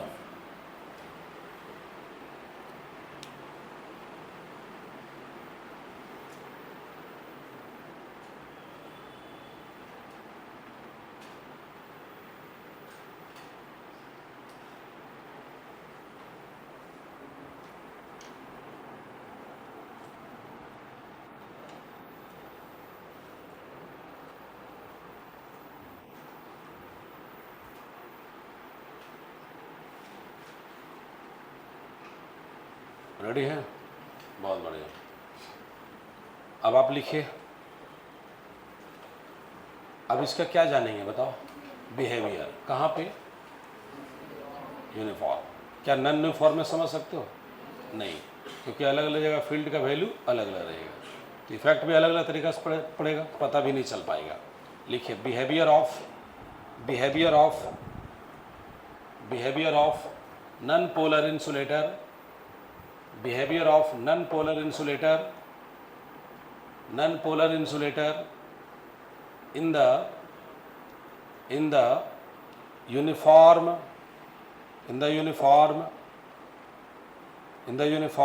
electric field, in the uniform electric field लिख के डैश दीजिए, लिख के डैश दीजिए। लिखिए when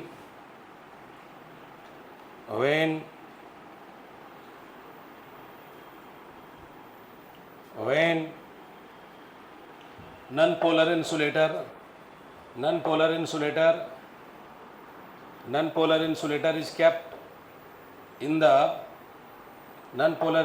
is kept in the uniform electric field, वो खोल दीजिए, uniform electric field, then each molecule experiences electric force,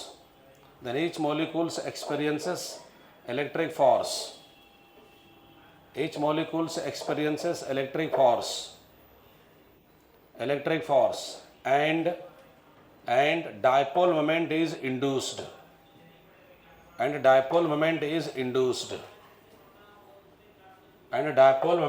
induced, और फिगर बना लीजिए, and dipole moment is induced। यहाँ हो जाएगा माइनस और यहाँ हो जाएगा प्लस। सारे मॉलिक्यूल नहीं दिखा सकते, कुछ दिखाइए।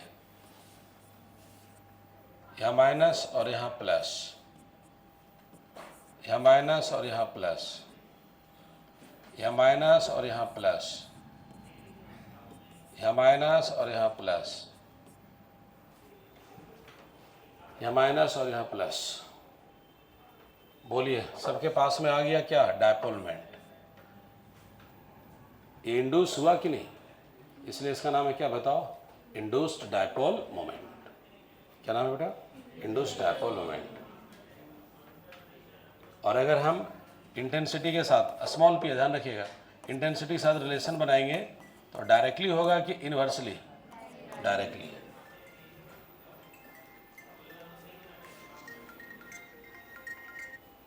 हेलो, ठीक।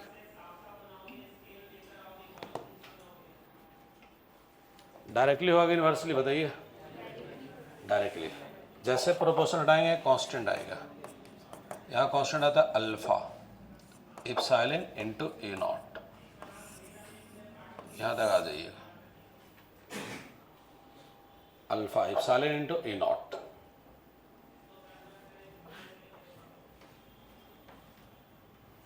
रेडी हो? आगे बढ़े हम लोग? ये मत बोलना गर्मी लग रहा, ठीक है? यहाँ लिखिएगा, हम भी यहीं पर हैं। वेयर अल्फा का नाम है atomic polar stability,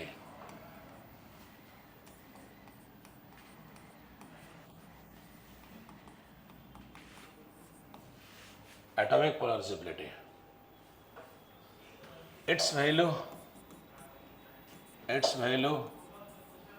lies between 10 to the power minus 30 metre cube to 10 to the power minus 29 metre cube. इसका यूनिट वॉल्यूम के यूनिट के बराबर होता है, ठीक है? 10 to the power minus 30 metre cube to 10 to the power minus 29 metre cube. बताओ 10 to the power minus 30 बड़ा है या 10 to the power minus 29 बड़ा है? इसलिए कम से ज़्यादा क्यों बोलना है? चले आगे हम लोग टॉपिक बना के लिखिए, electric polarisation. Electric polarisation, electric polarisation, electric polarisation, electric polarisation, electric polarisation. बताइए क्या होता है? प्लस माइनस चार्ज को सटा देना कि सेपरेट कर देना? अपने आप होगा बेटा कि इलेक्ट्रिक फील्ड की मदद से होगा? उसका नाम क्या देंगे? Electric polarisation. और जब मैग्नेटिक फील्ड में चलेंगे तो क्या नाम होगा? Magnetic polarisation. इसी प्रकार पढ़ेगा लाइट पोलराइजेशन। तो लिखिए, द प्रोसेस और मेथड, द प्रोसेस और मेथड, द प्रोसेस और मेथड, द प्रोसेस और method by which positive charge and negative charge, positive charge and negative charge, positive charge and negative charge is separate, positive charge and negative charge is separate with the help of electric field, with the help of electric field, with the help of electric field, with the help of electric field is called electric polarization, is called electric polarization, is called electric polarization, is called electric polarization, is called electric polarization। Full stop. नीचे लिखिए, here paragraph change करके, here electric polarisation of dielectric slab,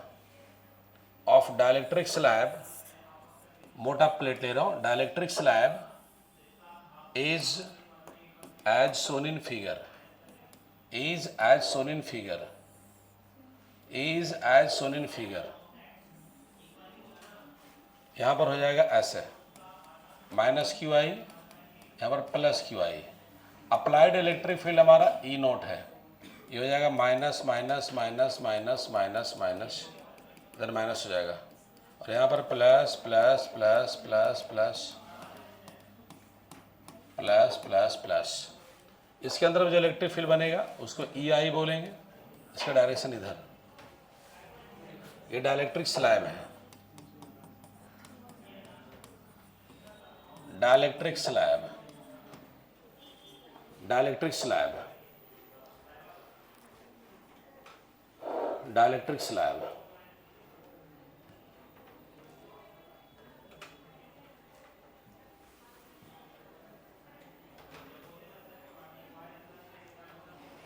ये एक positive plate negative plate है, battery से जुड़ा हुआ, battery द्वारा इलेक्ट्रिक फील्ड बनाया, उसमें इसको डाल दिए तो प्लस माइनस का सेपरेशन होने लगा। हर मॉलिक्यूल में प्लस माइनस सेपरेशन हुआ, हम बाउंड्री पर दिखा दिए माइनस और प्लस। इधर सारा प्लस चार्ज है, इधर सारा माइनस चार्ज है। इसको इंड्यूस नेगेटिव चार्ज बोलेंगे, इसको इंड्यूस पॉजिटिव चार्ज बोलेंगे।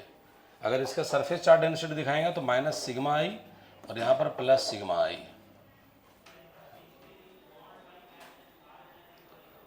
इसके अंदर अगर नेट इलेक्ट्रिक फील्ड निकालना होगा, यहाँ लिखेंगे net electric field, net electric field E equal to E naught minus E I, E equal to E naught minus E I.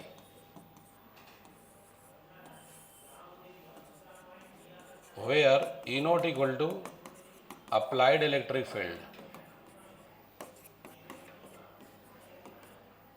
applied electric field, EI equal to induced electric field, induced electric field, E equal to net electric field,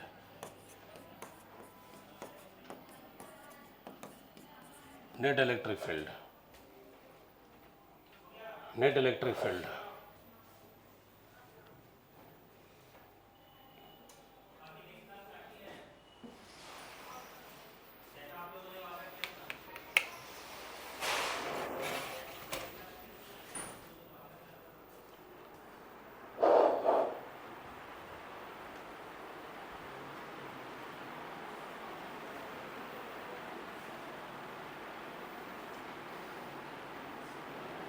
ready है?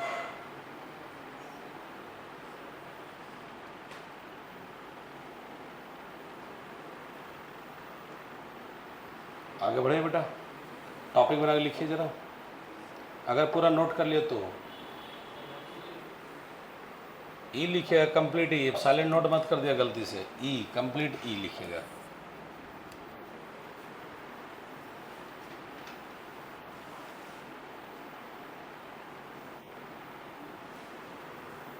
लिखिए आगे।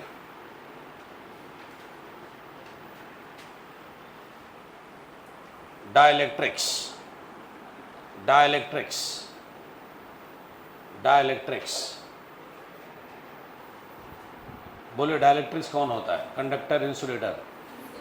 क्या सारा insulator होता है? ज़्यादातर कौन होता है? नॉन पोलर, जिसमें क्या होता है? इलेक्ट्रिक पोलराइजेशन आसानी से या डिफिकल्टी से?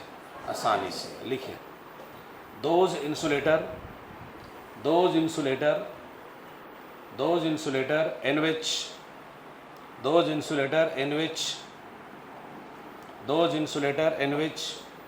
electric polarization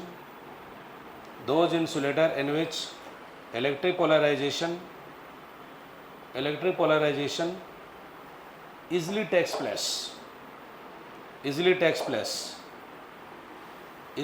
place, comma are called dielectrics,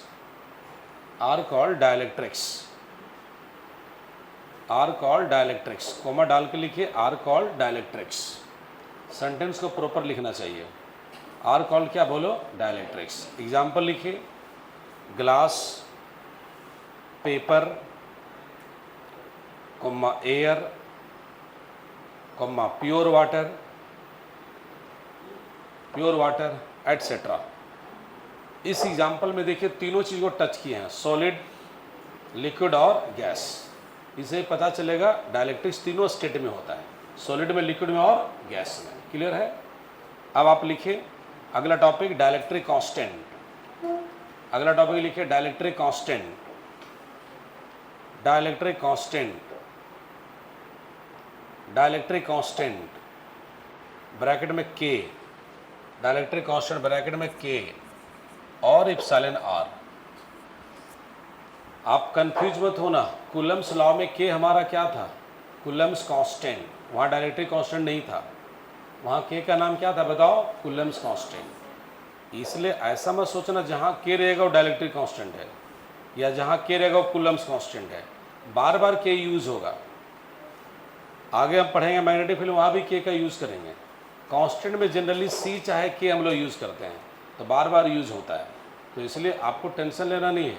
यहाँ पर फिलहाल के का नाम हम क्या रख रहे हैं, बोलो, डाइलेक्ट्रिक कांस्टेंट। लिखिए the ratio of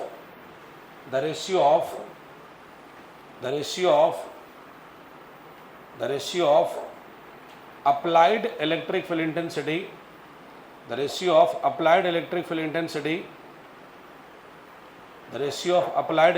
intensity in the dielectrics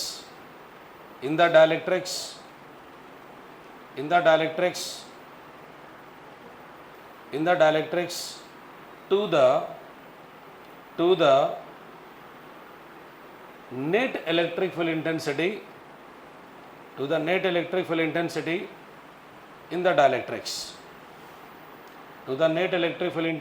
in the dielectrics, is called dielectric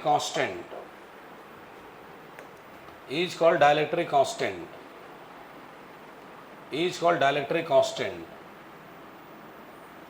ऐसे लिखे, that is K equal to E naught by E, epsilon जैसा मत लिखो बेटा, एकदम कंप्लीट ई लिखो, E by A naught, E naught by E complete लिखो, epsilon naught जैसा मत लिखो। बताओ यहाँ से अगर यूनिट हम देखें तो इसका वोल्ट पर मीटर, इसका वोल्ट पर मीटर, ये होगा यूनिट लेस और डायमेंशन लेस, यस और नो? नीचे लिखे, it is unit less and dimension less, it is unit less and dimension less, it is unit less and dimension less. अब मुझे एक बात बताइए, इसकी वैल्यू कभी भी एक से कम हो सकता है? कभी भी नहीं होगा, क्योंकि ऊपर में ई नोट है और नीचे है रिड्यूस इंटेंसिटी। हमेशा ई कम होगा किससे? ई नॉट से, इसलिए हमेशा के का वैल्यू एक से ज़्यादा होगा। सिर्फ एयर के लिए 1 होता है, बाकी हर किसी लिए एक से ज़्यादा होता है। नीचे लिखिए, it's value always greater than 1, it's value always greater than 1, इसका वैल्यू हमेशा एक से ज़्यादा होता है। तो मुझे एक लाइन बता दो, हर डायलेक्ट्रिक्स के लिए इसका वैल्यू सेम होगा कि अलग अलग? Sound please. हर डायलेक्ट्रिक्स के लिए इसका वैल्यू सेम होगा कि अलग अलग? अलग अलग होगा, ठीक है। अब आप लिखिए dielectric strength, dielectric strength, dielectric strength, dielectric strength, dielectric strength. मुझे एक लाइन बताइए नंदनी, डायलेक्ट्रिक स्ट्रेंथ क्या है? जस्ट इलेक्ट्रिक फील्ड है जो कहाँ अप्लाई करते हैं? डायलेक्ट्रिक्स में। अगर उसके मॉलिक्यूल का बॉन्ड अभी नहीं टूटा, ऐसा सोचिए, जैसे समझने के लिए ऐसा सोचिए, यहाँ माइनस और यहाँ प्लस, यहाँ माइनस और यहाँ प्लस।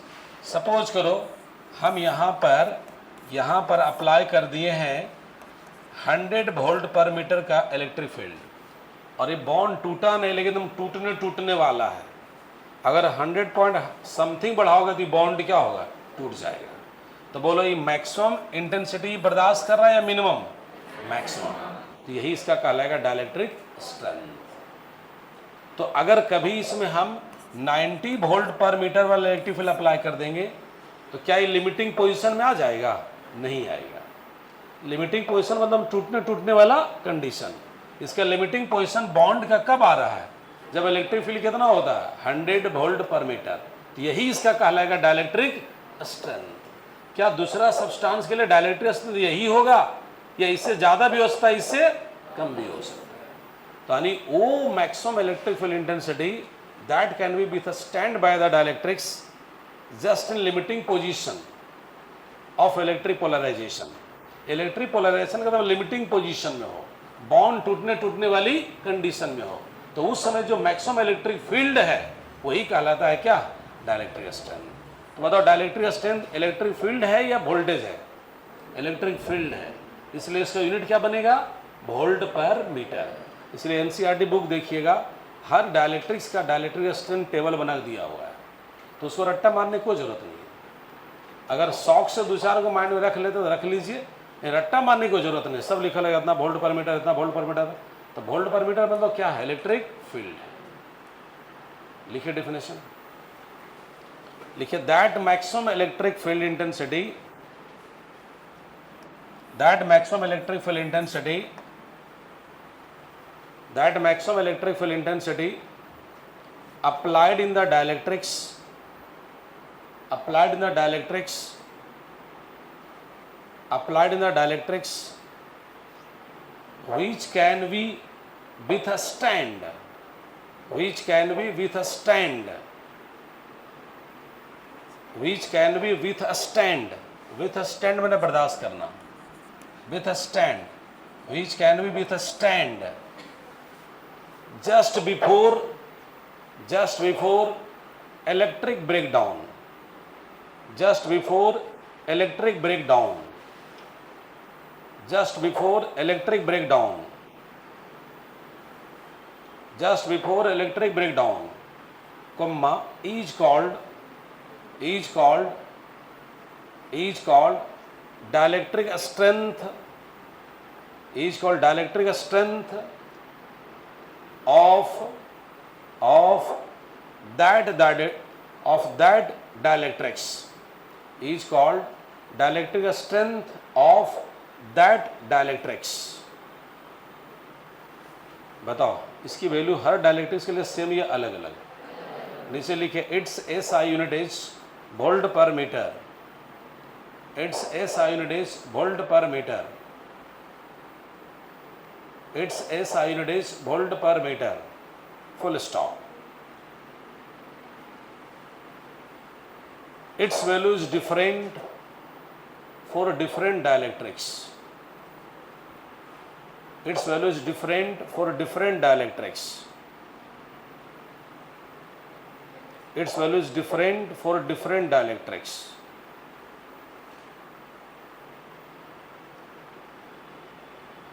यहां पर एक क्वेश्चन लिखिए, अब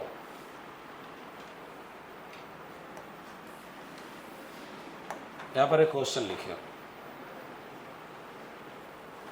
लिखिए डायलेक्ट्रिक्स, ये dielectrics of dielectric constant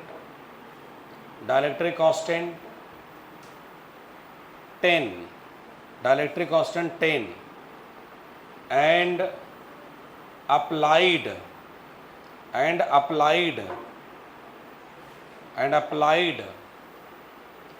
electric field, and applied electric field is, पूरा क्वेश्चन लिखते जाइए, and applied electric field is 900 volt per meter, full stop। find induced electric field intensity, find induced electric field intensity, find induced electric field intensity, find induced electric field intensity,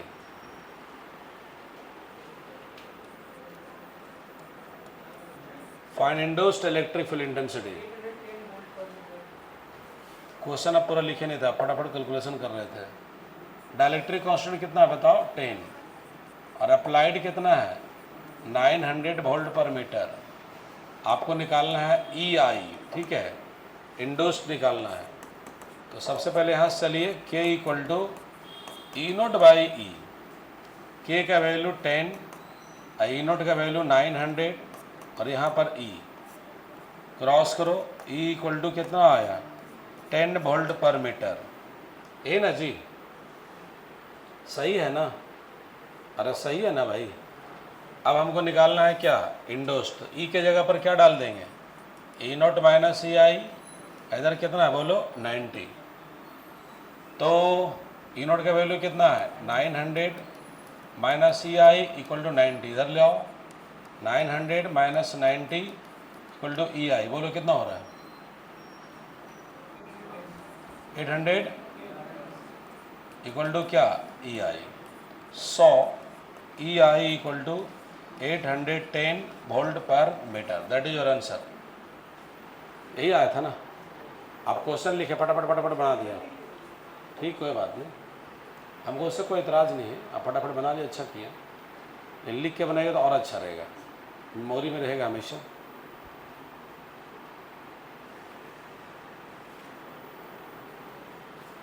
यहाँ तक पकड़ में है?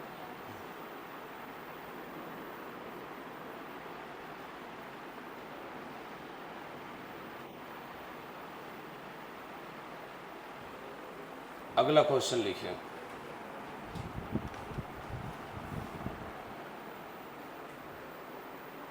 लिखिए dielectrics,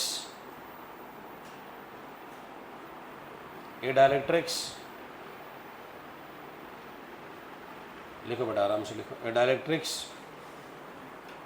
in which applied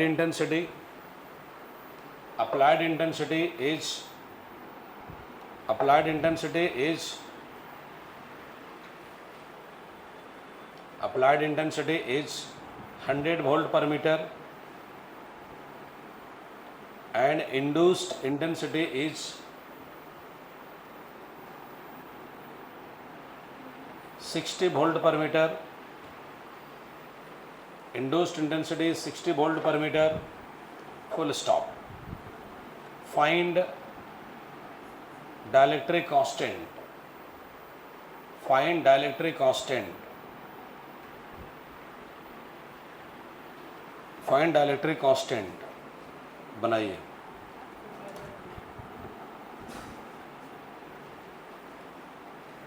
बहुत ही fastest answer आ रहा है, फटाफट आप लोग बनाइए भाई। बोलो अप्लाइड कितना है बताइए तो? 100 वोल्ट पर मीटर।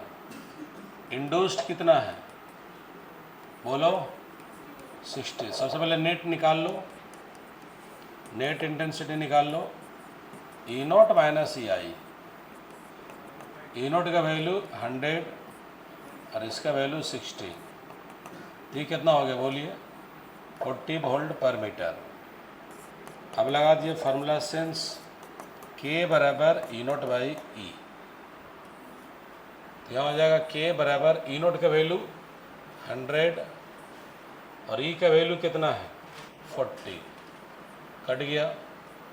बोले कितना आया 5/2, नो यूनिट नो डायमेंशन। अगला क्लास इसके न्यूमेरिकल से स्टार्ट हुआ क्लास को, जिसमें पोलराइजेशन वेक्टर की बात हल्का हुआ था, उसकी बात अभी एक बार और करेंगे। मैंने अगला क्लास जो स्टार्ट होगा इसके न्यूमेरिकल से और साथ ही साथ पोलराइजेशन वेक्टर से आगे बढ़ेंगे और कैपेसिटर में एंट्री करेंगे। लेकिन आप लोगों का जो टेस्ट लिया गया था, जो क्वेश्चन आप बना पाए थे ठीक है, जो नहीं बना पाए थे क्या घर में फिर से ट्राई किए थे उसको आप लोग? देखिए हैबिट आपका ये होना चाहिए कि जो क्वेश्चन आप बना लेते ठीक है, फिर घर में उसको ट्राई कीजिए। हो सकता है उसमें आपके पास कम टाइम था, नहीं बना पाए, घर में उसको ट्राई करना चाहिए और उसके बाद नहीं बनता तो फिर हमसे पूछना चाहिए। ये तरीका आपके पास है। आज की क्लास यहीं, थैंक यू सो मच।